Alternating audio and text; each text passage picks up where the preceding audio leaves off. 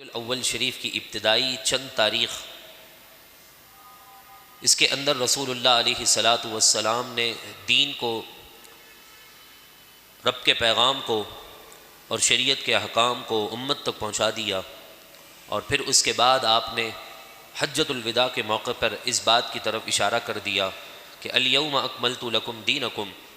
کہ میں نے تم پر اپنا جو تمہارے رب کا دین تھا وہ آج کے دن رب نے فرمایا کہ میں نے مکمل کر دیا ہے۔ اور نبی علیہم السلام جتنے بھی انبیاء گزرے ہیں ان کی ذمہ داری اور ڈیوٹی اعظم، سب سے بڑی ذمہ داری اور سب سے بڑی ڈیوٹی یہ ہے کہ وہ رب کے دین کو امت تک پہنچاتے ہیں، اور جب یہ ڈیوٹی ختم ہو جاتی ہے تو رب العزت انہیں اپنے پاس پھر سے بلا لیتا ہے۔ تو ایسا ہی عقید و جہاں صلی اللہ تعالیٰ علیہ وسلم نے حجۃ الوداع کے موقع پر بارہا اس بات کی طرف اشارہ کیا ہے کہ ہو سکتا ہے کہ میں تمہارے درمیان اگلے سال نہ ہوں، ہو سکتا ہے کہ میں اگلے سال تمہارے ساتھ حج نہ کر پاؤں، ہو سکتا ہے کہ یہ لمحات میری زندگی کے آخری لمحات چل رہے ہوں۔ بعض لوگ اس بات پر ضد پکڑے ہوئے ہیں کہ کل کی خبر کسی کو بھی نہیں ہوتی، لیکن اللہ کے نبی کو اس بات کا علم تھا کہ میرے محبوب نے حجۃ الوداع کے موقع پر صحابہ کو بتا دیا۔ اور صرف اتنا نہیں، ان احادیث کے اندر تو لعل کے الفاظ استعمال ہیں، اور عربی کے اندر لعل شاید اور یقین دونوں کے معنی کے لیے آتا ہے کہ اگر ہم بالفرض اسے شاید کے الفاظ پر بھی محمل کر دیں تو پھر بات یہی بنے گی کہ حضور علیہ الصلاۃ والسلام نے آنے والے معاملات کی پیشن گوئی اور خبریں پہلے دے دی تھی کہ ہو سکتا ہے میں نہ ہوں، ہو سکتا ہے میں نہ ہوں، لیکن آپ علیہ الصلاۃ والسلام کے ظاہری وصال سے چند دن قبل ہی حضرت فاطمہ الزہرا رضی اللہ تعالی عنہا کو میرے محبوب نے اپنے قریب بلا کر یقینی طور پر کہہ دیا تھا کہ یہ جو مرض میرے قریب آ رہا ہے، اس مرض کی وجہ سے یہی مرض میرے اس دنیا سے رب تک پہنچنے کا سبب بنے گا، اور دار فانی سے بظاہر میں اس دنیا کو چھوڑ کر چلا جاؤں گا۔ تو جب یہ حضرت فاطمہ الزہرا رضی اللہ تعالی عنہا نے یہ بات سنی تو آپ بڑی رنجیدہ ہوئیں اور رونے لگیں۔ ازواج مطہرات بھی موجود ہیں۔ حضور علیہ الصلاۃ والسلام نے پھر اپنی شہزادی کو قریب کر کے بلایا اور کان میں پھر سرگوشی کی اور فرمایا، کچھ باتیں کی، تو حضرت فاطمہ الزہرا رضی اللہ تعالی عنہا مسکرانے لگی، خوش ہو گئیں۔ ازواج مطہرات میں سے کسی زوجہ نے پوچھا کہ اے فاطمہ، تم سے حضور نے کیا بات کہی کہ تم رنجیدہ ہو گئی، اور پھر کیا بات کہی کہ تم خوش ہو گئی؟ تو میرے محبوب علیہ الصلاۃ والسلام کے اس فرمان کو آپ کی بیٹی سیدہ کائنات نے اپنی والدہ امہات المؤمنین کو بتایا کہ بات یہ ہے کہ میرے محبوب نے مجھ سے کان میں یہ بات کہی تھی کہ میں اس مرض میں اس دنیا کو چھوڑ کر چلا جاؤں گا، اپنے رب سے جا ملوں گا۔ تو میں یہ سن کر بہت رونے لگی، غم زدہ ہو گئی، اور پھر جب دوسری مرتبہ میرے کان میں سرگوشی کی تو یہ بتایا کہ میرے بعد میرے خاندان میں سے پہلے تم ہی ہو جو مجھ سے آ کر جو ہے وہاں پر ملاقات کرو گی۔ یعنی اس حضور کے ظاہری وصال کے بعد حضرت فاطمہ پہلی ہی وہ حضور کے خاندان کی آپ وہ جو ہے ہستی ہیں کہ جو اس دنیا فانی کو کوچ کر کے رسول اللہ سے جا ملی ہے۔ تو یہ رسول اللہ علیہ الصلاۃ والسلام نے پہلے ہی خبر عطا فرما دی تھی۔ ہجرت کی 11ویں سال کا آغاز ہے۔ حج سے واپسی پلٹتے پلٹتے حضور علیہ الصلاۃ والسلام دین کی تبلیغ اور مسلمانوں کو نصیحت، واعظ و نصیحت کی باتیں کرتے رہے۔ اتنے میں محرم الحرام کا مہینہ اختتام پر ہوتا ہے اور سفر کے مہینے کی تاریخ کا آغاز ہو جاتا ہے۔ یہودیوں کا ایک بہت بڑا حصہ تھا کہ جو اب تک اسلام کے دامن سے وابستہ نہ ہوا تھا، ان تک دعوت اسلام پہنچی نہیں تھی۔ تو اللہ کے نبی علیہ الصلاۃ والسلام نے اپنی ظاہری زندگی میں آخری ایک فوج کا لشکر تیار کیا اور کہا کہ ہم نے فلانی جگہ جانا ہے۔ اب مسلمانوں مجاہدین کو کہا کہ اب تم تیار ہو جاؤ۔ سارے مجاہدین تیار ہونا شروع ہو گئے، لشکر تیار ہو گیا۔ یہ تاریخ 26 صفر سن 11 ہجری پیر کا دن حضور علیہ الصلاۃ والسلام نے رومیوں سے جنگ کرنے کی تیاری کا حکم دے دیا، اور جب سارے مسلمانوں نے مجاہدین نے اس لشکر کی تیاری مکمل کر لی، اب حضور کی طرف سے یہ اعلان ہونا تھا کہ اس لشکر کا امیر کون ہے، اس لشکر کا سربراہ کون ہے۔ تو حضور علیہ الصلاۃ والسلام نے اپنے خادم کے ذریعے سے حضرت اسامہ کی طرف یہ پیغام پہنچایا کہ اسامہ بن زید کو بلاؤ۔ جب حضرت اسامہ بن زید کو بلایا گیا تو میرے محبوب نے عالم یعنی وہ اس لشکر کا امیر آپ کو مقرر کر دیا اور کہا مسلمانوں سے کہ اے لشکر، اے مجاہدین اسلام، تم نے ان کی اتباع میں، ان کی عمارت میں تم نے اپنے دین کی سربلندی کے لیے آگے سے آگے بڑھنا ہے۔ رسول اللہ علیہ الصلاۃ والسلام کے اس فرمان کو سن کر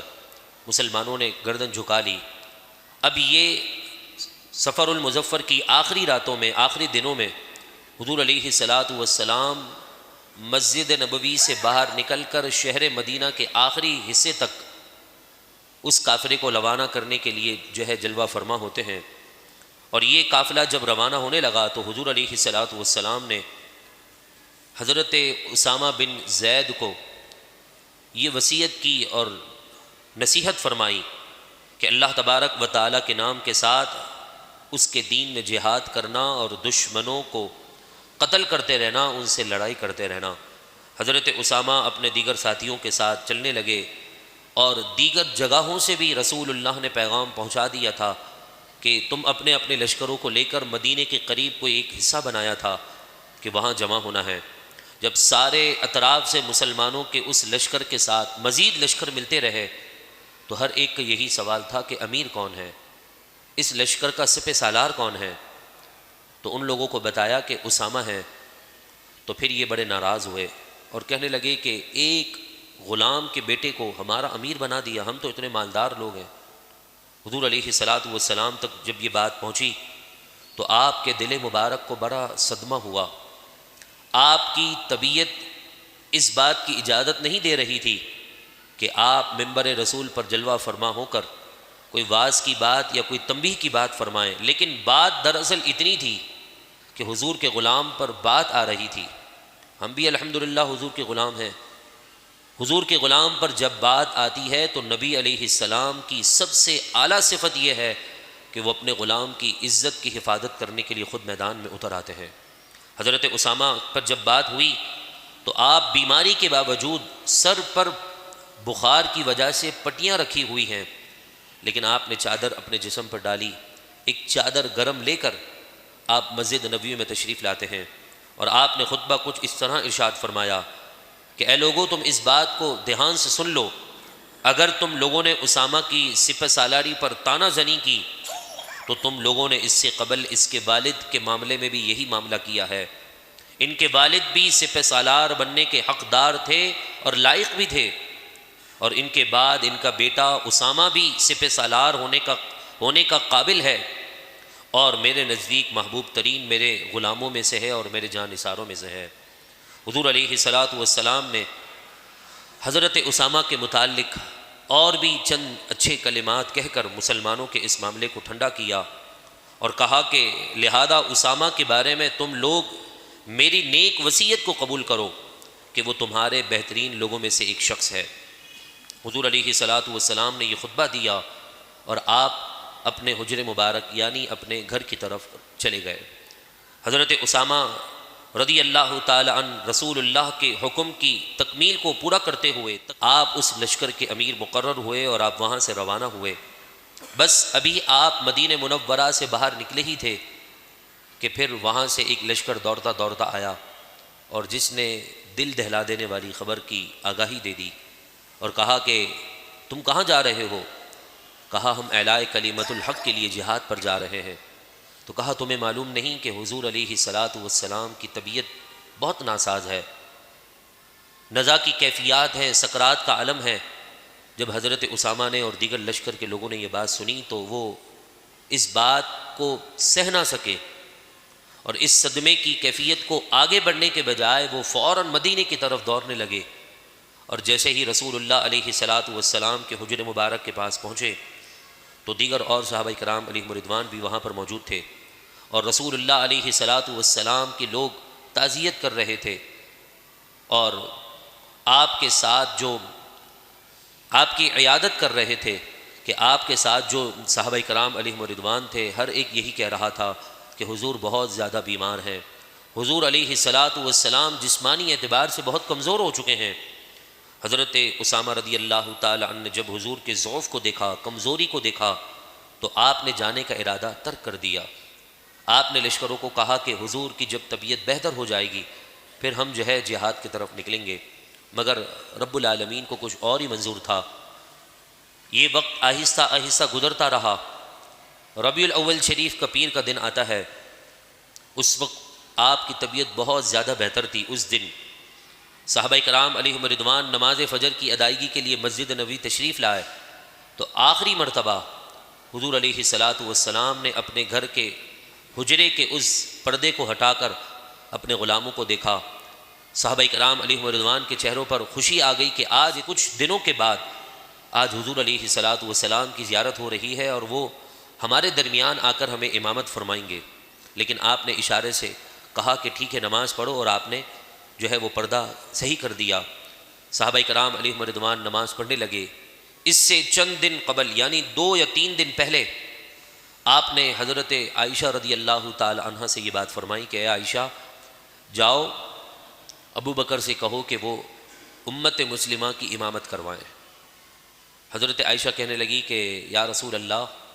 میرے والد بہت رقیق القلب ہیں، نرم مزاج ہیں، آپ کے مسلح کو خالی دیکھیں گے نا تو صدمہ برداشت نہیں کر سکیں گے۔ رقیق القلب کا معنی ہماری عام لینگویج کے اندر چھوٹے دل والے ہیں، بہت زیادہ جو ہے وہ صدمہ بہت جلدی قبول کر لیتے ہیں۔ آپ کی جگہ خالی دیکھیں گے یہ کیسے ہو سکتا ہے، تو آپ کسی اور کو حکم دے دیں۔ میرے محبوب نے کچھ جواب نہ دیا، فرمایا عائشہ اب ابو بکر کو کہو کہ نماز پڑھا دے۔ پھر آپ نے یہی بات دہرائی کہ میرے والد بہت رقیق القلب ہیں، صدمہ برداشت نہ کر سکیں گے، لہذا آپ کسی اور کو امامت کا کہہ دیں۔ تیسری مرتبہ یہ بات جب دہرائی تو میرے محبوب نے ایک ہی بات کہی کہ کہا یوسف کے زمانے کی عورتوں کی طرح نہ بنو، جتنا کہا ہے اتنا ابو بکر سے کہہ دو۔ حضور علیہ الصلاۃ والسلام کے اس فرمان پر حضرت عائشہ نے سیدنا صدیق اکبر رضی اللہ تعالی عنہ تک یہ پیغام پہنچا دیا۔ تقریباً حضور کی ظاہری زندگی کے اندر آپ نے 17 نمازیں حضور کی موجودگی میں امت مسلمہ کو پڑھائیں، اور پھر اکثر علماء کا یہی کہنا ہے کہ امامت کا مسئلہ اتنا اہم مسئلہ ہے کہ اسی مسئلے کو دیکھ کر حضور علیہ الصلاۃ والسلام کے بعد خلافت کا معاملہ پیش آتا ہے۔ اور بھی بہت ساری روایتیں ہیں بخاری شریف کی۔ ایک حدیث پاک ہے کہ اللہ کے نبی علیہ الصلاۃ والسلام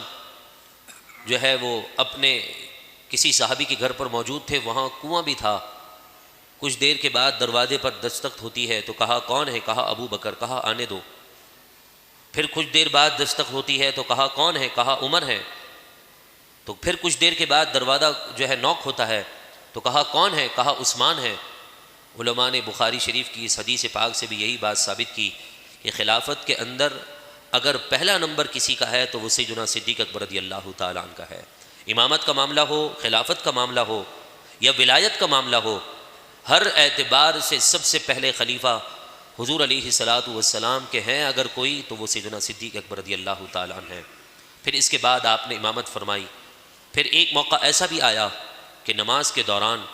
حضور علیہ الصلاۃ والسلام نے اپنی طبیعت کو بہتر جانا تو آپ مسجد نبوی میں تشریف لے آئے۔ حالانکہ آپ کو معلوم ہے ایسی بیماری کے اندر کہ جس میں ہلنا دشوار ہو،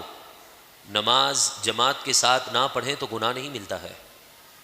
لیکن حضور نے جیسے ہی اپنی طبیعت کو بہتر پایا تو فوراً مسجد کی طرف چلے آئے تاکہ جو ہے جماعت کے ساتھ نماز ادا کر سکوں۔ صحابہ کرام علیہم رضوان نے آپ کے پسینے مبارک سے اور آپ کی خوشبو سے پہچان لیا کہ حضور جلوہ فرما ہے۔ سیدنا صدیق اکبر رضی اللہ تعالیٰ عنہ نماز ہی کی حالت میں پیچھے ہونے لگے، اور پھر اس کے بعد حضور نے انہیں اشارے سے آگے کرنے کی کوشش بھی کی مگر وہ پیچھے ہی رہے۔ حضور نے مکمل آ کر نماز ادا کروائی۔ حضور کی ادا کو صدیق اکبر ادا کر رہے تھے اور ابو بکر کی ادا کو امت ادا کر رہی تھی۔ اس طرح اس وقت لوگوں نے نماز ادا فرمائی تھی۔ نماز کے اندر تو کسی اور کا خیال، عام بندے کا خیال آ جائے تو نماز کا جو حسن ہے، نماز کی جو لذت ہے وہ ضائع ہو جاتی ہے۔ لیکن نماز کے اندر اگر حضور کا خیال آ جائے تو لذت بڑھ بھی جاتی ہے اور ثواب دگنا بھی ہو جاتا ہے۔ یہ تو امت کا بالکل متفقہ فیصلہ ہے کہ اب مجھے بتائیں کہ ابو بکر جیسا عظیم مسلمانوں کا لیڈر، اس کی کیفیت کا عالم یہ تھا کہ وہ نماز میں آگے ہو رہے ہیں، پیچھے ہو رہے ہیں، ایسے موقع پر تو نماز ٹوٹ بھی جاتی ہے۔ لیکن امام احمد رضا نے یہی بات سمجھائی ہے کہ اصل الاصول بندگی اس تاجور کی ہے، کہ ساری بندگی اگر خدا کی مقبول، رب کے یہاں بندگی مقبول کروانی ہے تو حضور کی اتباع اور اطاعت کر کے کروائیں، تب جا کر اللہ اس عبادت پر قبولیت کی مہر لگا دیتا ہے۔ یہ اللہ رب العالمین کی طرف سے متفقہ حضور کے غلاموں کے لیے فیصلہ ہے کہ جو میرے نبی کے طریقے سے ہٹ کر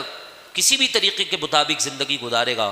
اس کی عبادت کا نہ کوئی مقام ہے، نہ اس ذات کا کوئی مقام ہے، نہ اس ہستی کی کوئی حیثیت ہے۔ یہاں تک کہ صحابہ کرام علیہم رضوان حضور ہی کی محبت میں حضور کی قربانی سے پہلے قربانی کر رہے ہیں، تو اللہ تبارک و تعالی نے تنبیہ فرما دی کہ اب ایسا کیا تو پھر یاد رکھنا کہ تمہاری کوئی عبادت قبول نہیں ہے۔ پھر صحابی رسول کو قربانی کرنے کا حکم ہوا کہ تم نے میرے محبوب کی قربانی سے پہلے قربانی کیوں کر دی؟ حالانکہ ان کی نیت اچھی تھی، کہ ان کے دل کی نیت اور دل کا ارادہ یہ تھا کہ میں پہلے قربانی کر لوں، اور جیسے ہی حضور علیہ الصلاۃ والسلام نماز سے فارغ ہوں تو سب سے پہلے میرے جانور کی گوشت سے تناول فرمائیں۔ کتنی اچھی نیت تھی، حضور کی محبت تھی، لیکن حضور کے عمل پر مقدم ہو گئے بظاہر۔ تو اللہ تبارک و تعالیٰ نے قرآن کی آیت کا نزول فرما دیا کہ یا ایھا الذین آمنوا لا تقدموا بین یدی اللہ ورسولہ، اے مسلمانوں اللہ اور اس کے رسول کے عمل سے آگے بڑھنے کی کوشش نہ کرنا، ورنہ تمہارے اعمال ضائع ہو جائیں گے۔ اپنی آواز کو میرے نبی کی آواز پر پست رکھنا، ورنہ پھر بھی تمہارے اعمال ضائع ہو جائیں گے اور تمہیں اس بات کا علم بھی نہ ہوگا۔ اور یہاں پر کچھ معاملہ اس طرح کا تھا کہ حضور علیہ الصلاۃ والسلام نے سیدنا صدیق اکبر رضی اللہ تعالیٰ عنہ کو امامت کا کہا، آپ نے امامت فرمائی، پھر کچھ نمازوں کے بعد آپ نے آ کر پھر امت کی امامت فرمائی، اور پیر کا دن تھا۔ تاریخ نے 3 قول نقل کیے ہیں، کہا کہ اکثر لوگوں کی رائے یہ ہے کہ 4 سے لے کر 9 تک، یعنی 4 ربیع الاول شریف سے لے کر 9 ربیع الاول تک، اس میں جو پیر کا دن اس سال بنا تھا، اس سال میرے محبوب علیہ الصلاۃ والسلام کا ظاہری وصال ہوا ہے۔ اور بعض نے 12 ربیع الاول شریف کے بعد جو پیر آئی تھی، اس پیر کے مطابق کہا کہ اس دن حضور کا ظاہری وصال ہوا ہے۔ الغرض، اس دنیا کو رسول اللہ نے الوداع 6 کو کیا ہو، 7 کو کیا ہو، 8 کو کیا ہو، جب بھی کیا، لیکن اس کے اندر ہماری ہی بھلائی ہے۔ وہ کس طرح؟ حضور علیہ الصلاۃ والسلام نے فرمایا کہ انبیاء کا تمہارے درمیان رہنا بھی تمہارے لیے باعث برکت ہے، اور اس دنیا سے چلے جانا بھی باعث برکت ہے۔ دنیا میں امت کے درمیان انبیاء کا، نبی کا رہنا تو باعث برکت سمجھ میں آ جاتی ہے بات، لیکن اس دنیا سے چلے جانا باعث برکت کیسے ہو سکتا ہے؟ تو خود میرے محبوب نے جواب دیا اس سوال کے جواب میں، کہا اس دنیا میں رہنا تو باعث برکت تمہارے لیے اس طرح کہ ہر معاملے میں تمہاری رہنمائی اچھی ہو جائے گی، اللہ تبارک و تعالیٰ کا عذاب تم سے اٹھا لیا جائے گا، اور اس دنیا سے بظاہر چلے جانے میں باعث برکت یہ ہے اور باعث رحمت یہ ہے کہ روزانہ کی بنیاد پر صبح و شام تمہارے اعمال نبی کے دربار میں پیش ہوتے ہیں، امتیوں کے اعمال، اور نبی ان اعمال کو دیکھ کر خوش ہوتے ہیں، اور اگر خدا نہ کرے اس اعمال میں، اس عمل کے اندر کوئی برائی ہو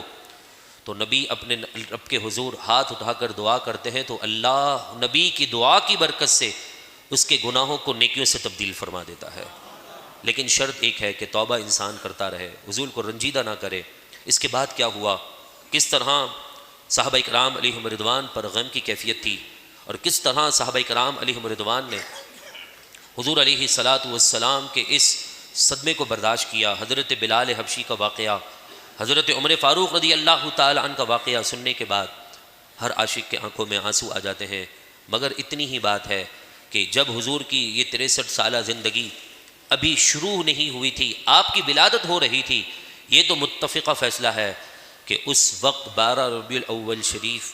پیر کے دن آئی تھی، اور 12 ربیع الاول ہی حضور کی ولادت کی تاریخ ہے۔ اس بابرکت رات 12ویں شب ولادت مصطفیٰ کو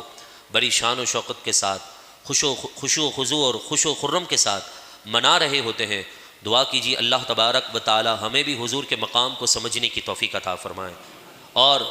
یہی بات کہ رب العالمین نے جو محبوب کے ذریعے سے ہمیں دین دیا، ہمیں قرآن دیا، اس کو رب العالمین سمجھنے کے لیے ہمیں وقت نکالنے کی توفیق عطا فرمائے۔